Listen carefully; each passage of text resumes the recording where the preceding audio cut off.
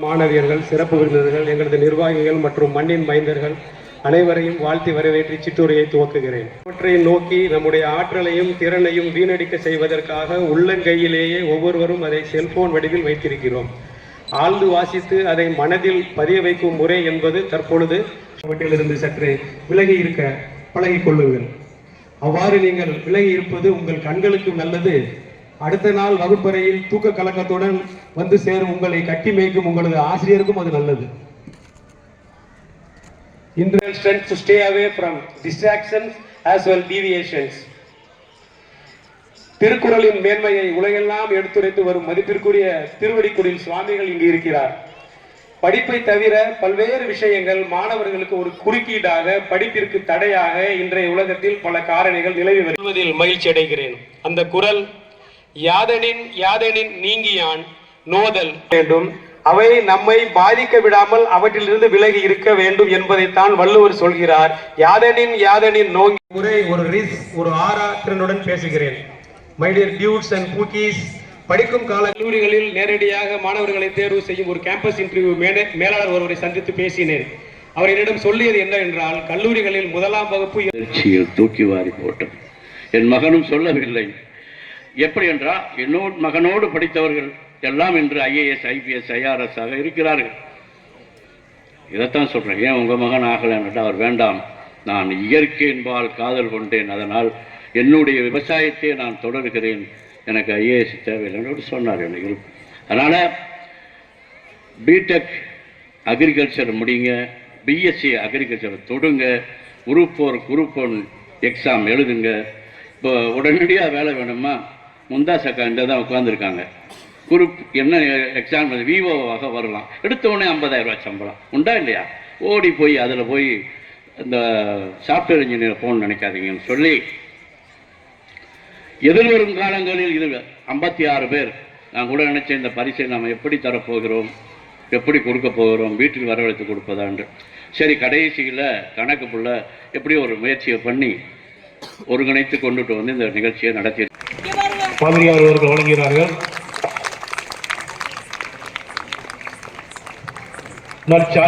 பொன்னாடை வந்து அவர்கள் பொன்னாடை அணிவிக்கிறார்கள். பொன்னாடை போதுமா? நினைவு கேடயம் வழங்கப்பட்டது. அதாவது மெடல், நினைவு பரிசு வழங்கப்படுகிறது. KSO கல்வி அறக்கட்டளை சார்பாக நினைவு பரிசு 10,000 ரூபாய் அன்பளிப்பு KSO கல்வி அறக்கட்டளை சார்பாக. எல்லாம் கை தட்டிங்க, உற்சாகப்படுத்த. இந்த மாணவிக்காக அனைவரும் துவா செய்யுமாறு அன்போடு கேட்டுக்கொள்கிறோம். மெடலையும் அவர் தந்தையை அணிவிக்குமாறு கேட்டுக்கொள்ளப்படுகிறது. மெடலையும் அவர் தந்தையை அறிவிக்குமாறு கேட்டுக்கொள்ளப்படுகிறது.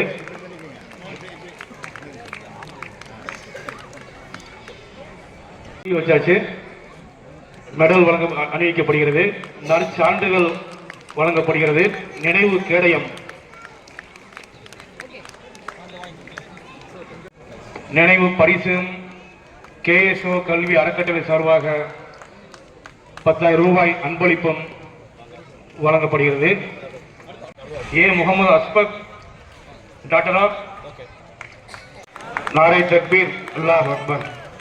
அடுத்து அஜரத் கமலாவுடைய பொற்காலங்கள் கேடை, அதாவது நினைவு பரிசும் வழங்கப்படுகிறது. அல்ல அமைதியாக நினைவு பரிசு வழங்கப்படுகிறது. KSO கல்வி அறக்கட்டளை சார்பாக 10,000 ரூபாய் அன்பளிப்பும் டெஸ்ட் போர்ட் சார்பாக நற்சான்றும் வழங்கப்படுகிறது. இந்த மாணவருக்கு அனைவரும் துவா செய்யுமாறு அன்புடன் கேட்டுக்கொள்கிறோம். அடுத்து கடைசியாக ஐசா சித்திகா 550 மதிப்பெண்கள் பிளஸ் 2ல பெற்றிருக்காங்க. பொன்னாடை நினைவு கேடயம் திருவடிக்குடல் சுவாமிகள் அவர்களால் வழங்கப்படுகிறது. நினைவு பரிசு வழங்கப்படுகிறது. நற்சான்றும் வழங்கப்படுகிறது. கேஎஸ்ஓ கல்வி அறக்கட்டளை சார்பாக 10,000 ரூபாய் அன்பளிப்பும் வழங்கப்படுகிறது. இங்க பாருங்க, இங்கிட்டு பாருமா.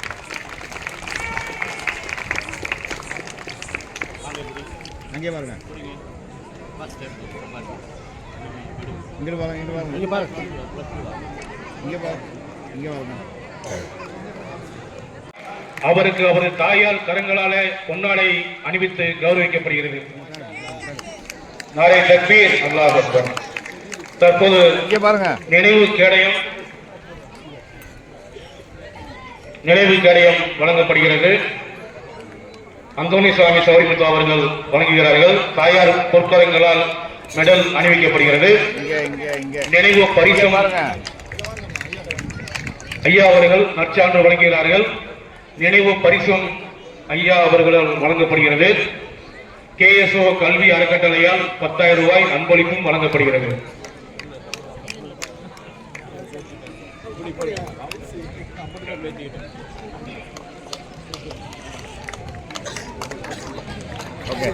மாவட்ட அரசு மேல்நிலைப் பள்ளியில் படிச்சிருக்காரு. பொன்னாடை அணிவிக்கப்படுகிறது. 560 மதிப்பெண்கள் பிளஸ் டூவில் எடுத்திருக்காரு. நினைவு கேடயம் வழங்கப்படுகிறது. மெடல் அணிவிக்கப்படுகிறது. நற்சான்று வழங்கப்படுகிறது. நினைவு பரிசும் வழங்கப்படுகிறது. கேஎஸ்ஓ கல்வி அறக்கட்டளை சார்பாக 10,000 ரூபாய் அன்பளிப்பும் வழங்கப்படுகிறது. அடுத்த அரசு மேல்நிலைப்பள்ளி தலைமை ஆசிரியர் அவர்களை வாழ்த்துறை வழங்க வருமாறு மகிழ்ச்சியாக இருக்கின்றது. முதலில் உங்கள் அனைவருக்கும் எனது இந்த பிறந்திருக்கின்ற புத்தாண்டின் முதல் வாரத்தில் இருக்கின்ற உங்கள் ஒவ்வொருவருக்கும் எனது மனம் நிறைந்த புத்தாண்டு வாழ்த்துக்களை தெரிவித்துக் கொள்கிறேன். சலாம் அலைக்கும். வாலைக்கும் சலாம். நான் மத நல்லிணக்கம் என்று சொல்லுகின்ற போது மத நல்லிணக்கத்தை பற்றி தான் நான் பேசலாம் என்று வந்தேன். ஆனால் இங்கு வந்த பிறகு நடக்கின்ற நிகழ்வுகளெல்லாம் பார்க்கின்ற போது நான் அதை தள்ளி வைத்துவிட்டு நீங்கள் மத நல்லிணக்க விழாவை மனதில் கொண்டு நீங்கள் எடுத்திருப்பது கல்வியின் விழாவாக இருக்கின்றது. அந்த கல்வியின் விழாவும் மத நல்லிணக்க விழாவாக கொண்டாடுங்கள் என்று பார்க்கின்ற போது பெருமையாக இருக்கின்றது. உண்மையிலேயே இதை ஏற்று தலைமையேற்று நடத்துகின்ற ஐயா அவர்களை நான் மனதார பாராட்டுகின்றேன். என்னுடைய ஜெபங்கள் எல்லாம் அவருடைய கனவு நனவாக வேண்டும். எந்த அளவுக்கு இந்த சமூகத்தின் மீது, குறிப்பாக இந்த இளைஞர்கள் மீது கொண்டிருக்கின்ற கனவு, இந்த சமூகம் இந்த இளைஞர்களை வைத்துதான் நாளை மாறும், இணைந்து வரும், சமூக இணக்கம் வரும், சமூக நல்லிணக்கம் வரும் என்பதை அவர் இன்று நாம் வெளியே பேசிக் கொண்டிருக்கிறோம். ஆனால் அவர்கள் வேரிலே கை வைக்கிறார்கள். நாம் பூவைத்தான் பறிக்க பார்க்கிறோம். அவர் நல்ல பூக்களை கொடுக்க மரங்களை உருவாக்க வேண்டும் என்று அவர்கள் வேர்களை தேடி சென்று உரம் போட்டு கொண்டிருக்கிறார்கள். எனவே தலைவர் அவர்களுக்கு எனது மனமார்ந்த பாராட்டுக்களை நான் மீண்டும் உரித்தாக்குகிறேன். இந்த நிலை இப்போ கொற்ற இந்த கலவை நாளை மறுநாள் இன்னும் ஒரு மாதம் கழித்ததுக்கு பிற்பாடு நாம் எந்த இடத்துல கொட்டணும்னு அது அசைச்சா முடியுமா? இந்த பக்கம் கொஞ்சம் அதிகமாக போகணும், இந்த பக்கம் கம்மியாக போகணும்னு பண்ண முடியுமா? அப்போ அது அந்த பருவத்தில் இருக்கும் போதே அந்த இடத்தில் கொட்டும் போது நாளைக்கு உறுதியாக எப்படி இது மாறுகிறதோ அதுபோல இந்த பருவத்தில் உங்களிடம் சொல்ல வேண்டியதை சொல்லக்கூடிய தருணம் இது என்பதனாலே நான் உங்களுடைய கவனத்தை நான் ஈர்க்க விரும்புகிறேன். இன்னும் கொஞ்ச நாள் அப்புறம் சொல்லிக்கலாமே விட்டுட்டோம்னா ஒன்று அந்த கலவை தேவையில்லாத இடத்துல ஒட்டுமொத்தமாக முட்டா வீணப்படும். அப்படி இல்லைன்னா நாம் எந்த இடத்திற்கு தேவை என்று பயன்படுத்தணும்னு நினைக்கிறோமோ அதை பயன்படுத்த வேண்டும் என்று நினைக்கிறோமோ அதற்கு எதிர்மாறாக பயன்படாம போடும். அரபிக் கல்லூரி மாணவர்களை பட்டதாரிகளாக உருவாக்கணுங்கிறதுக்கான தீரான ஆசை. நம்ம நிறைய படிக்கல, நம்ம டாக்டர் படிக்கல, நம்ம கலெக்டர் படிக்கல, ஐஏஎஸ் ஐபிஎஸ் நம்ம படிக்கல. அப்ப நம்ம எப்படியாவது எல்லாத்தையும் உருவாக்கணுங்கிற ஒரு வெறியில ஆஜியாரிடத்தில் ஆலோசனை சொன்னேன். இப்படி செய்யலாமா? செய்யலாமே என்றார்கள். அவர்கள் ஒத்துழைத்து தான் இத்தனை பட்டதாரிகளை நாங்கள் விளையாட்டிக் கொண்டிருக்கிறோம். தேவை என்று இருந்தாலும் கூடவே இந்த எக்ஸ்ட்ரா கரிக்குலம் ஆக்டிவிட்டிஸ் எனப்படும் கல்வி தவிர்த்த மற்ற விஷயங்களில் பேச்சு போட்டி ஆக்கப்பூர்வமாக செயல்பட வேண்டும். பொது அறிவு, பேச்சு திறன் போன்றவற்றை வளர்த்துக் கொள்ள வேண்டும். அவற்றிற்கு அடிப்படை நிறைய வாசிக்க வேண்டும்.